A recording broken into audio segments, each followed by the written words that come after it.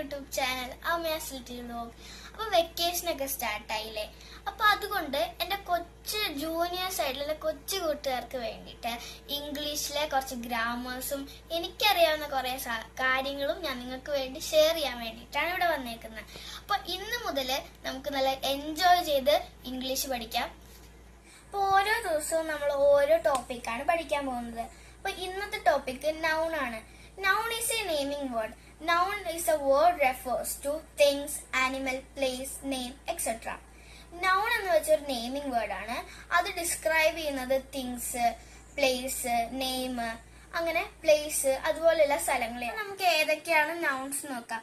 Nouns എന്ന് വെച്ചാൽ thing, person, animal, place ആണ് ഞാൻ പറഞ്ഞല്ലോ. അപ്പോൾ തിങ്സിന് example pen, pencil, chair, desk etcetera ആണ്.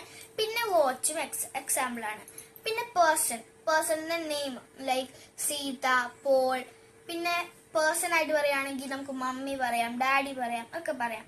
പിന്നെ animal like dog, cat, lion etcetera. പിന്നെ പ്ലേസ്, ഞാൻ ഇപ്പൊ കൊച്ചി താമസിക്കുന്നുണ്ട്. കൊച്ചി, സ്കൂൾ, ഹോം, ഗാർഡൻ ഇതൊക്കെ എക്സാമ്പിൾ ആണ്. അപ്പൊ നമുക്ക് സെന്റൻസിൽ എവിടേക്കാണ് നൗൺസ് വരുന്നതെന്ന് നോക്കിയാലോ. For example, Sita is a good girl.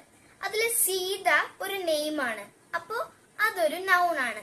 പിന്നെ ഗേൾ ഒരു പേഴ്സൺ ആണ്, അപ്പൊ പേഴ്സൺ ഒരു നൗൺ ആയിട്ട് വരും. പിന്നെ Ashok was a wise king. അപ്പൊ അശോക് ഒരു നെയിം ആയതുകൊണ്ട് എന്താക്കാം, നൗൺ ആണെന്ന് പറയാം. കിങ് ഒരു പേഴ്സൺ ആണ്, നൗൺ ആണ്. പിന്നെ dog is A domestic animal. അപ്പൊ അതിൽ ഡോഗ് അതൊരു നൗൺ ആണ്. നൗൺ എന്താന്ന് എല്ലാവർക്കും മനസ്സിലായല്ലോ. ഈ വീഡിയോ നിങ്ങൾക്ക് ഇഷ്ടപ്പെട്ടിട്ടുണ്ടെങ്കിൽ ലൈക്ക് ചെയ്യുക, കൂടുതൽ ഫ്രണ്ട്സുമായിട്ട് ഷെയർ ചെയ്യുക, സബ്സ്ക്രൈബ് ചെയ്യുക. പിന്നെ നിങ്ങൾക്ക് എന്തെങ്കിലും സജഷൻസ് ഒക്കെ ഉണ്ടെങ്കിൽ കമന്റ് ചെയ്യണം കേട്ടോ. അപ്പോൾ നാളെ ഒരു പുതിയ വീഡിയോ ആയിട്ട് വരുന്നത് വരെ ബൈ ബൈ.